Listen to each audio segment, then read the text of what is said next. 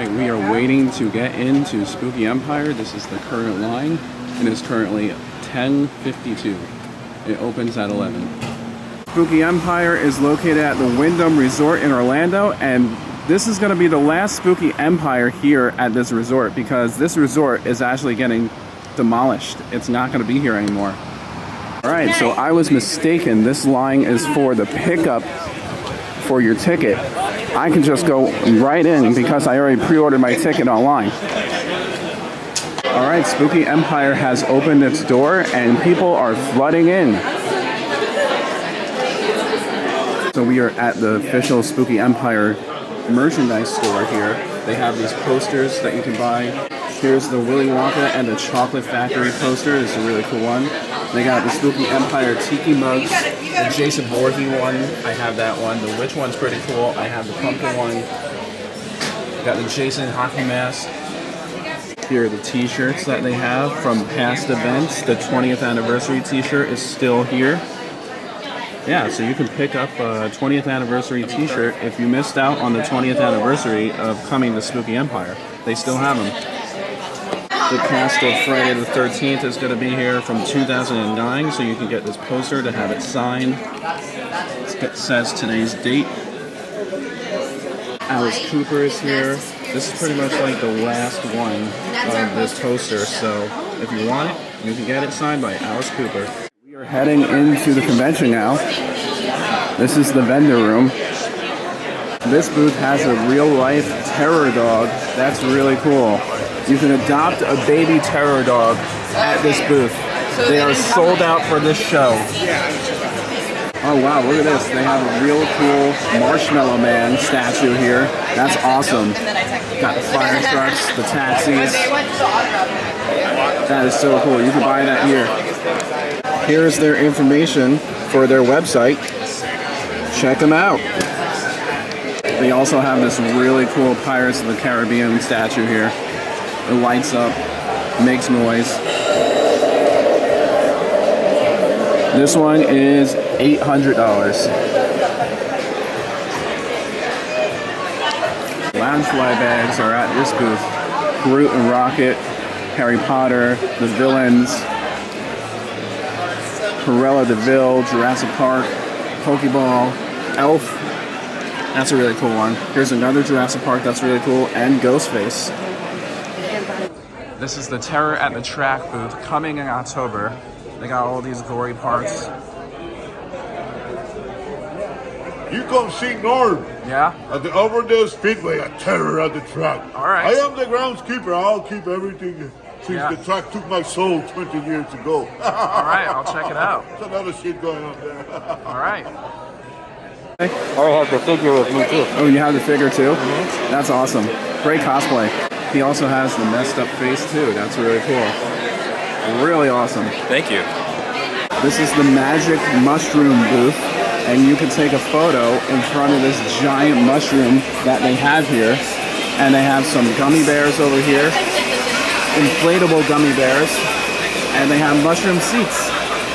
This is a really cool Iron Maiden mask that they have. How much is this Iron Maiden mask? There is no price on it. Look how awesome these sculptures are. These are really cool. $325. These are really awesome sculptures. And you even got the Haunted Mansion one. That's really cool.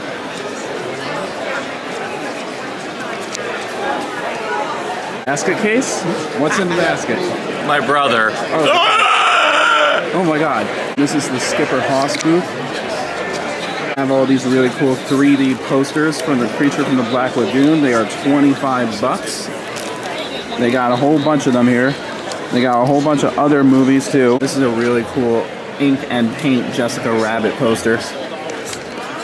Skipper Hoss also has this really cool Card-O-Matic vending machine. Layer Fandom here has these really cool Ghostface bags. They got a whole bunch of different kinds of bags over here. This one's of Stitch. They got the fanny packs up here, the Pokemon fanny pack, the Mario fanny pack. Lots of fanny packs. Ghostface. This booth is Scents from the Crypt, and they are scented candles here. These are really cool. They got these really cool geeky tikis from Beetlejuice here. They are 20 bucks, and they got the McNugget Halloween Funko Pops for $12. Make America Sick Again, Alice Cooper for President. Check out that really awesome poster, available here at this booth. They have glossy photos at this booth for every celebrity that is going to be here today, and you can purchase them for $6 each or 2 for $10. Freaky Catherine Newton is here. You can get any one of these prints to get autographed. This booth is selling movies, out-of-print movies, 4K movies, Transformers, the 1980s movie on 4K, Child's Play. This one's pretty cool. What is this? The Devil's Honey. Never seen that before. Really awesome movies. Halloween, Violent Night, Weird Science, Weird Al. All these steel books you can get here at this booth. Willow. These are really cool posters from Killer Clowns from Outer Space. They got the little golden book posters. Those are really cool. Your mother's really good. That's awesome. Thank you. That is really awesome. I love it. That's great. Thank you. So this is the celebrity autographing vendor room. And all the celebrities are going to be here who are attending this show. The Children of the Corn cast is here. Alice Cooper is over there, the man himself from Wayne's World. There is Alice Cooper over there, signing autographs. Really awesome. All right, so Alice Cooper is going to have a Q&A at 2 o'clock, and we are going to attend the Q&A. This booth is selling these really cool shirts of cryptids. Bigfoot shirt's really cool. Mothman, Jersey Devil. The Halloween Shirt Company. This is their information. I'm at the Dark Fantastic Design booth, and they have all these really cool horror candles over here. Oh, these are really awesome.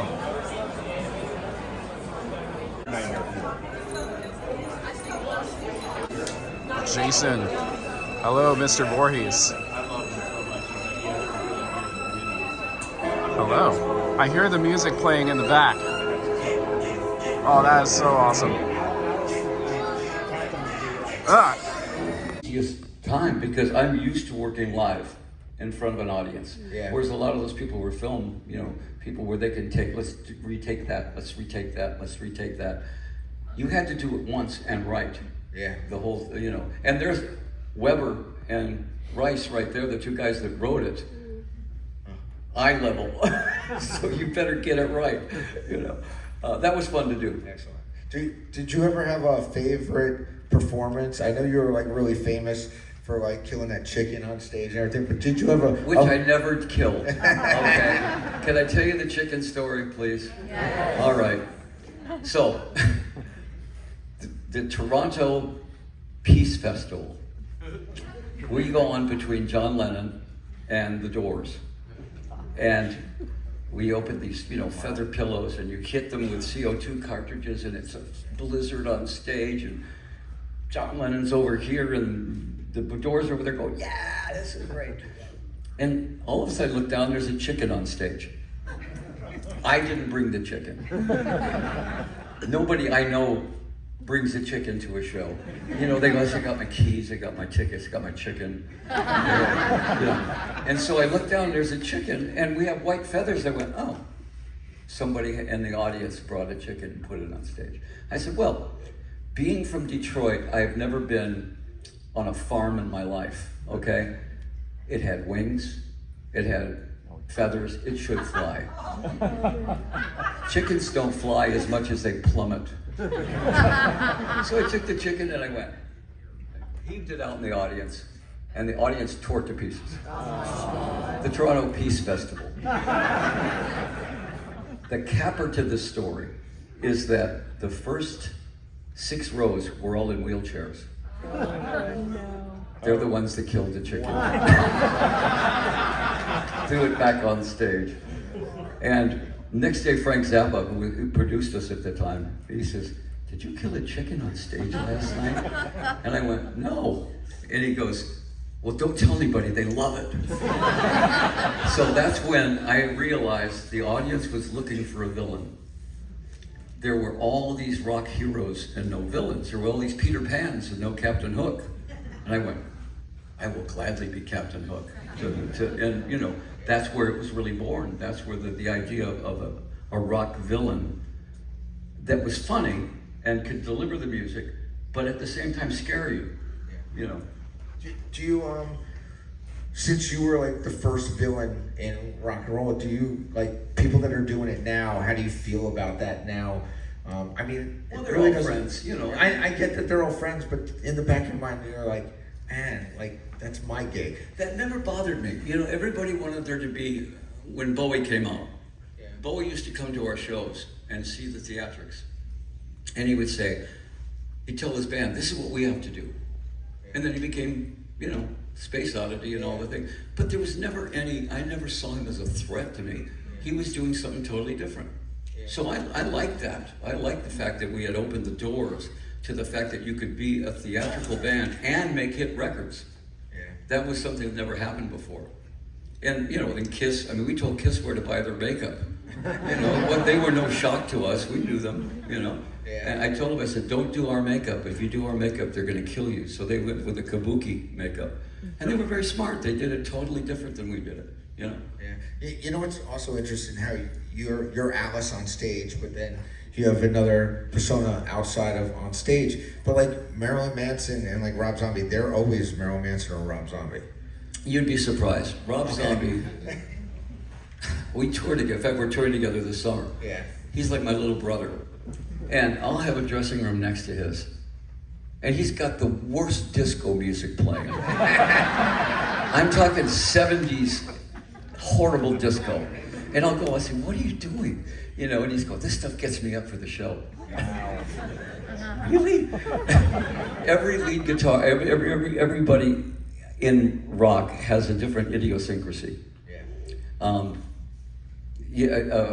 Roger Daltrey fly fishes, practices fly fishing. Peter Frampton irons clothes before the show. So we just throw our laundry in there and just say, finish this up. I throw knives. Yeah, so I have like a knife board there and I throw knives. I'm pretty good. I can put about 20 knives in an area about that big.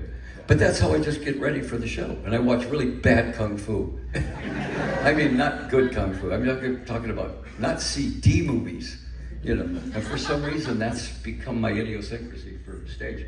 But, you know, Marilyn Manson, all these bands, Slipknot and everything, they all pay tribute. They all say, you know, this is where we got very the respectful to you. Yeah, but I mean, that never, to me, that was never a threat to me. You know, we had already done what we did, and we keep doing it. And I always look at it this way: we got to keep doing it better than them. Yeah. I'm never gonna be. I don't want to be thought of as, oh, let's go see Alice because that would be nice to see this nice old man play. You know, and when people say that, I go, I'm gonna blow you so far off the stage. You're not even gonna. No, absolutely true. Well, I surround myself with the best players. You know, if you look at our band, you know, Anita Strauss and Ryan Rock and these guys, they're all best friends. And nobody's ever there's no ego going on. There's nobody worried about how many solos you get and all that. Everybody can't wait to get on stage and play the show. Same thing with the Hollywood Vampires. Yeah. Johnny Depp, Joe Perry, and myself. We have never had an argument in 8 years. We just get up on stage and play, and everybody, you know, and you can tell that we're having fun up there. Yeah. And if you don't know, if you've never heard Johnny Depp play guitar, he's a killer guitar player. He's really a good guitar player. Yeah. Talk about the Vampires. You told me a story one time about that you were recording with the Vampires at the Foo Fighters. It was at Johnny's house, actually. Johnny's house? Yeah. And you said there was a special guest that showed up. You want to So- tell that story? I don't know if you That's told true. me that story and I love it. So It's such a great story because it just shows you it doesn't matter how big you are or how big you think you are. So there's Johnny on guitar, Joe Perry from Aerosmith on guitar.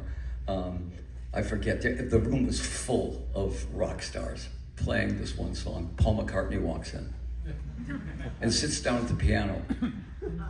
And the piano's facing the wall and we're all over here. You know, and he goes, okay, you guys should do this song. If you want it, anytime coming. I said, okay. So as soon as he turned back around, we all went.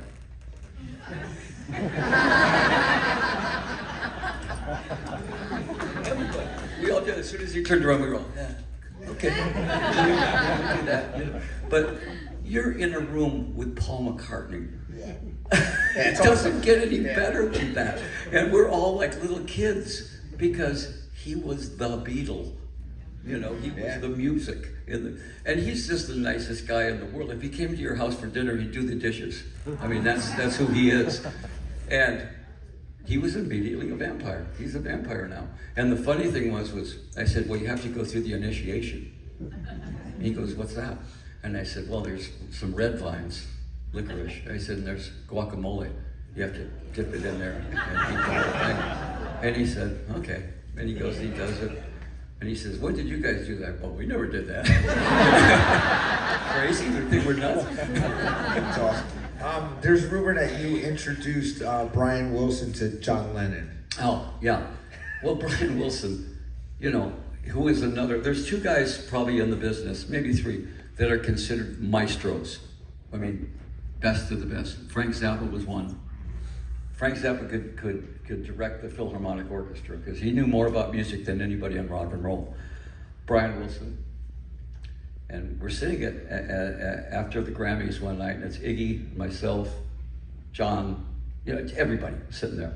And I hear, psst, Alice. And I look around, and it's Brian Wilson. And I went, hey, Brian. And he says, come here. I go over, and he says, introduce me to John Lennon. I went, I know these guys have met before. I mean, you know, they've talked about, the Beatles talked about how they wouldn't have done Sgt. Pepper had they not heard Pet Sounds. So I went, okay. You know, John, this is Brian Wilson. And John looks at me and he goes, oh, hello, Brian. How are you? Good to see you. He said, you know, I've been a big fan all your life. Oh, thank you. No, he leaves. About half an hour later, psst, Bernie. And Bernie Taupin was sitting there. Introduce me to John Lennon. Bernie looks at me, you know, he says, John, he said, this is Bernie, this is Brian Wilson. And John goes, oh, hello, Brian. How are you? And as soon as he leaves, he looks at me and goes, he says, he's not well, you know. But yeah, I mean, it was very weird, you know. But Brian Wilson, again, you listen to what he's done. He's Beethoven, you know. Yeah. He's so brilliant that I think he hears so much stuff in his head that it's almost maddening, you know. Yeah, I got to work with Brian Wilson one time. It was just a weird experience because he's very quiet. Yeah. It just and it was just there, and he didn't wear shoes. Never, yeah. Never wear shoes, and just cut his nails. And it's just like it was just a whole weird vibe. Yeah, and I'll always remember that in my head. His piano in his house, he has a piano, but it's in a sandbox. So when you sit in it, you're on the beach, you know. And he always has Pet Sounds on his 72-track thing. Yeah. You can go in and mix it the way you want to hear it. So there's Iggy and I mixing it in there, you know, slowly, you know, pushing up the dogs, barking and all this stuff. And that's his toy. Oh, yeah? Yeah. Did you ever write music with like some of your friends like that? Like you're a very good songwriter and everything like that. And have you ever just like for fun just sit down and write songs? When I got out of the hospital, I stopped drinking 41 years ago. Yeah. And I came out of the hospital, and Bernie Taupin was my best friend. So him being a lyricist, me being a lyricist, I said, wait until I tell you about some of the people I met. And I said, I want to do an album called From the Inside. And it's about all these characters. So Bernie and I wrote this whole album that was really, really interesting, really good. Maybe the most musical album. David Foster produced it. Yeah. You know, and it had everybody on it, but every single song was about somebody I had met in there.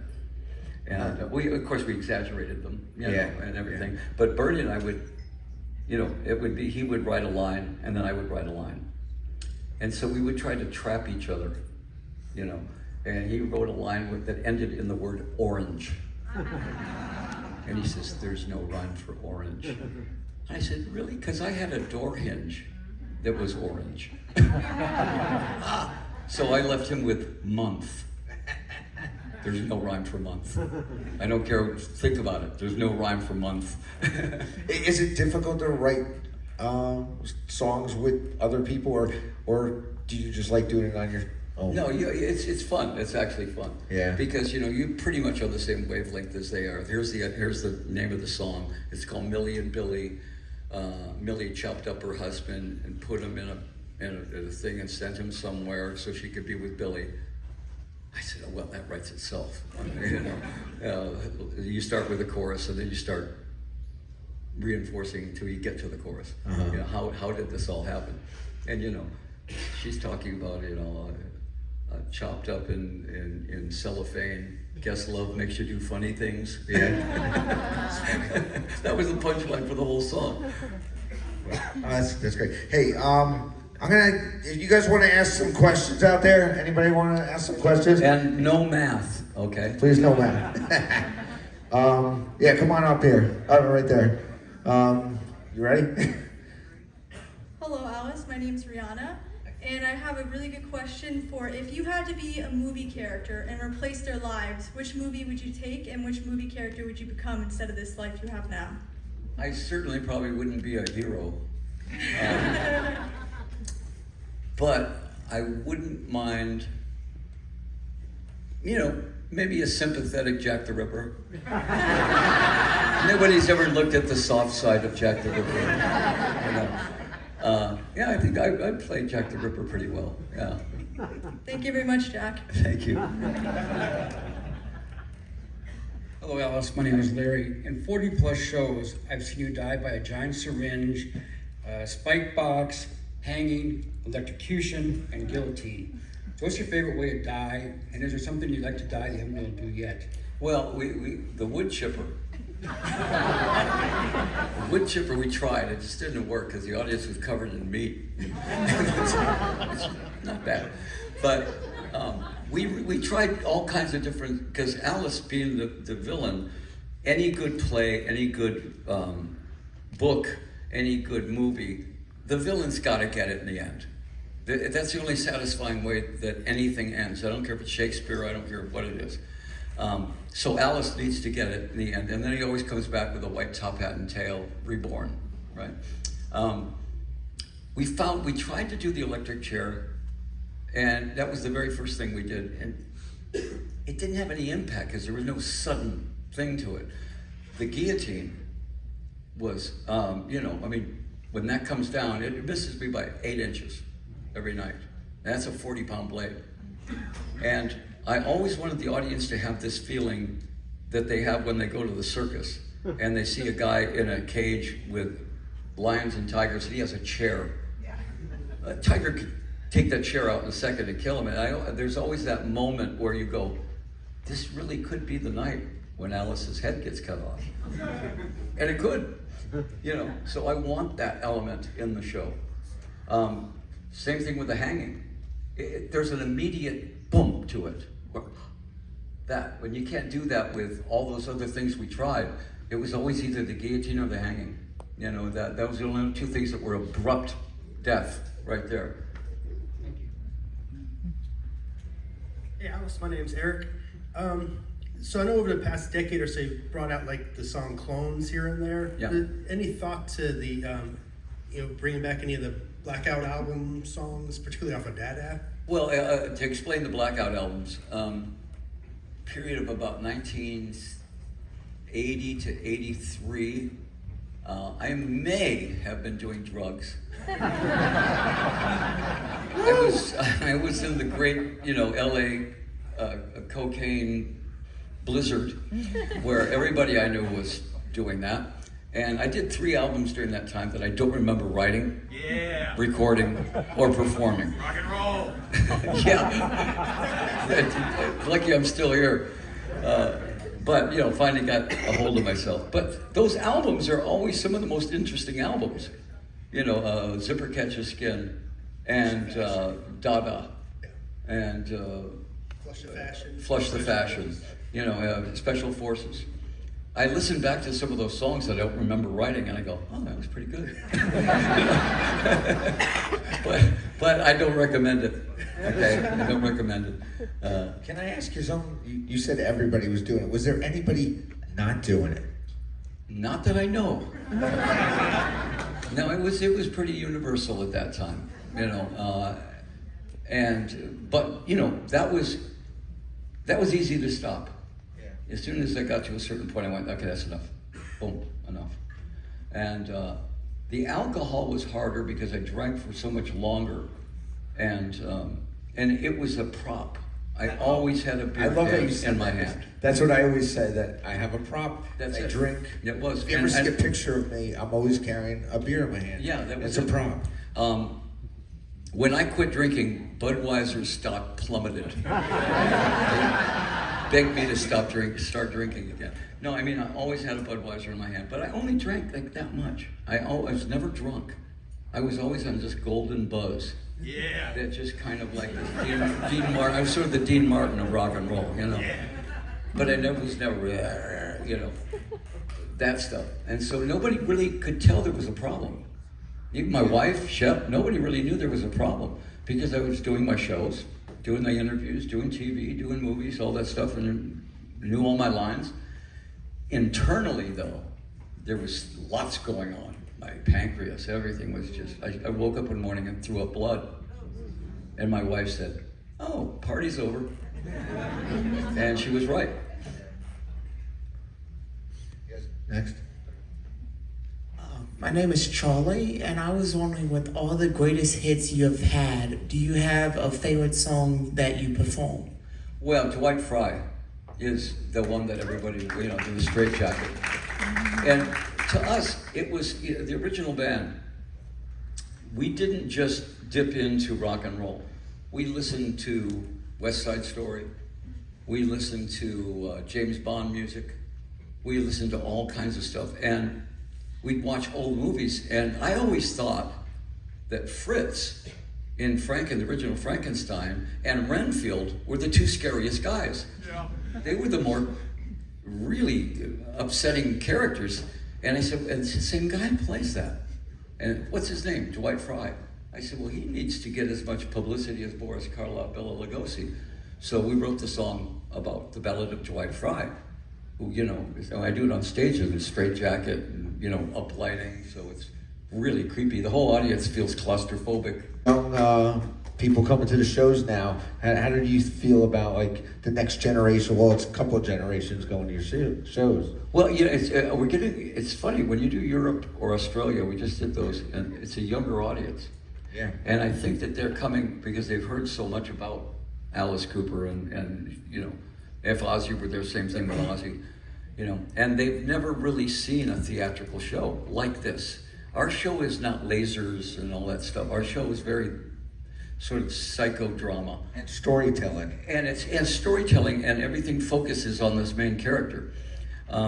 So we don't use a lot of, you know, really elaborate theatrics. All the theatrics is on stage. What happens to this character. And, you know, to me, that I would rather do theaters than arenas. Yeah, when I did go to see you at a theater, it was Broward County, in Broward County. Yeah. And you did like cover songs, and it was just like really good. You know what I'm talking about? Yeah. We did a thing with we bring a graveyard upstage. Yes, So we do a little Bowie song. We do we do everybody, Keith Moon, you know. And I took my daughter, and she was like, "Oh my God, this is so great," you know, because you know she knew all those songs too, and it was just really good. It's like 4 songs in the show. We're not actually. That's how. And not even the whole songs, right? It was just like no, it was just a piece of it. Yeah. But that's how the Hollywood Vampires was actually formed. Oh. I was doing Dark Shadows with Johnny Depp in London, and I had never met Johnny. And we were going to go do a jam session at a place in London called the, I think the 500 Club or the 100 Club or something like that, 100 Club. And I said, why don't you come down and play with us tonight? Because I knew he was a guitar player. So he shows up, he's got his own amp, you know, and he killed it. Every song we played, he knew it. And afterwards, I was telling them about the Hollywood Vampires, the drinking club at the Rainbow. And he said, why don't we just put a little bar band together and, you know, just play songs for our dead drunk friends, you know? And Joe Perry goes, I'm in. Duff McKagan, I'm in. You know, pretty soon there's this all-star band, and we were just going to play bars. We played the Rainbow Room the first night. There was maybe 100 people there. The next show was Rock in Rio, 300,000 people. That's awesome. All of us have been in front of that many people, except for Johnny. Johnny was used to playing at the Reviver Club, you know. And he's looking at me, you know, I said, Johnny, you're an actor. Yeah, I said, okay, your role in this is a rock star. You're a guitarist in a rock band. And he goes, I get it. I said, if it was 100 people or 100,000, it doesn't matter, we're doing the same show. And he killed it. He went out, he became a strutting rock star. It was great, man, you nailed it. Yeah, that's awesome. Next question. Yeah, Alice Cooper. I'm always fascinated, like all the songs you have from all the years. When you go do a concert, you do a lot of songs. How do you prepare for it? How do you remember all the lyrics to all those songs? It's called a teleprompter. Right there. And the funny thing is I hardly ever use it. But it's a security. Because, you know, you're doing 25 songs. And there are a lot of lyrics. I mean, I wrote the lyrics, so I should know them, but you'd be surprised. I remember on on April Fool's Day at the Forum in Los Angeles, School's Out started, and I go, and I couldn't remember the first line, because I was a million miles away, and I finally went like that, and the audience was singing. Oh yeah, that's right.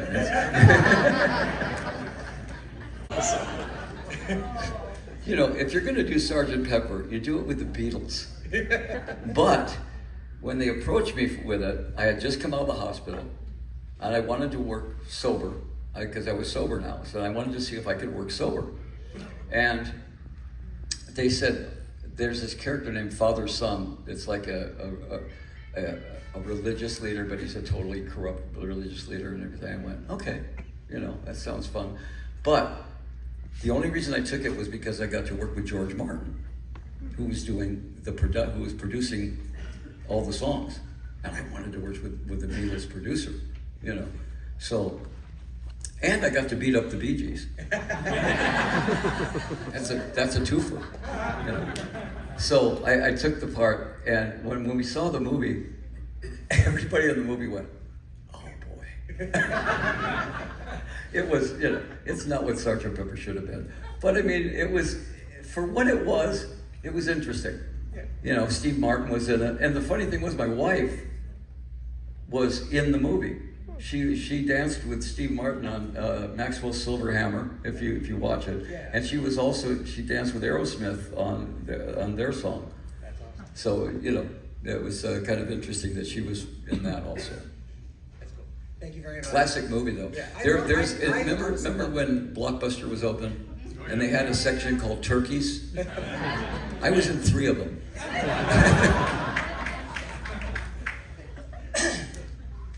Hi, Alpha Press. Hi. Is there a song or two that was never released as a single that you thought should have been, that maybe would have, like, if that would have just been released, this album would have sold another 500,000 copies? There's a couple songs that I am surprised were not hits. There was a song called Lost in America that I thought was an absolute hit, and another song called Love's the Loaded Gun that I thought was a hit. And sometimes, the only song I ever knew for sure was a hit was School's Out. I mean, when we finished that song, I said, if that's not a hit, I'm gonna go sell shoes somewhere. You know, and it was huge. But there's no such thing as a sure thing, you know. There's been some records I heard, you know, when I heard Love's a Loaded Gun, I said, oh, it's gonna go straight up the charts. Nothing. You know? School's Out, you said something about School's Out. Like, when you did that, like, did you know, like, every year someone has to play that song?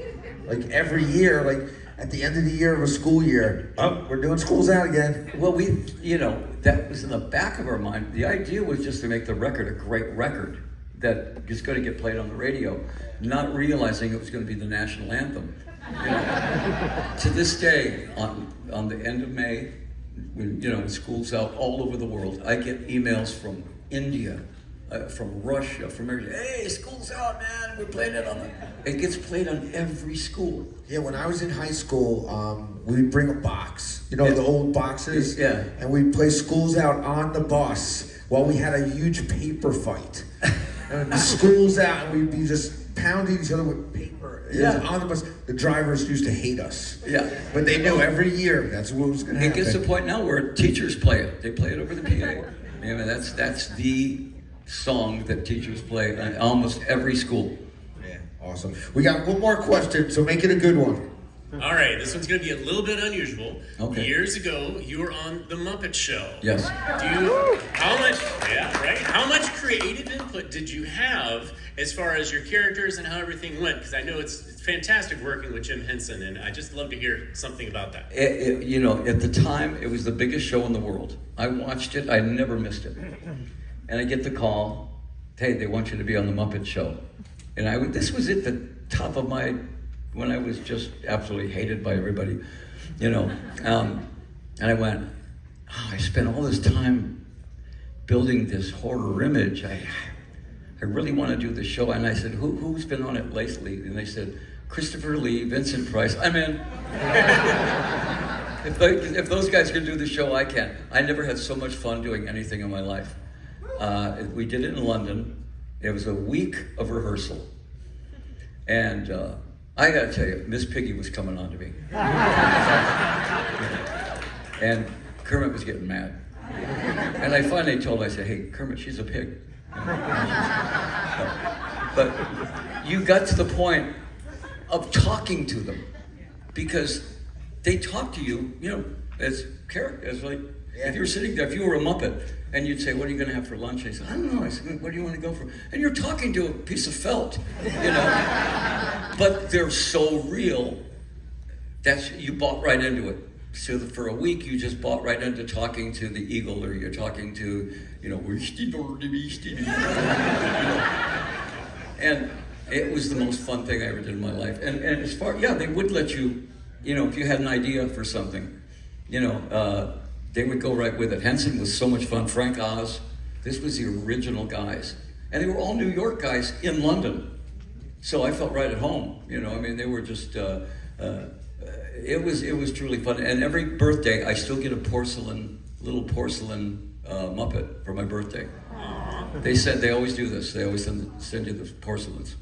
That's awesome. Hey guys, we want to thank Alice Cooper for doing this, and also coming down to Spooky Empire. Thank you so much. It was awesome. Hey guys, we want to take a picture.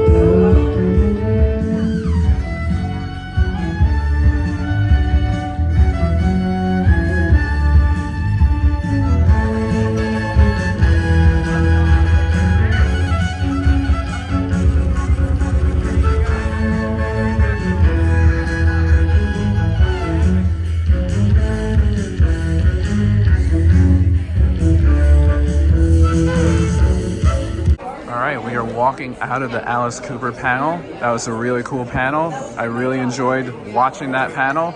The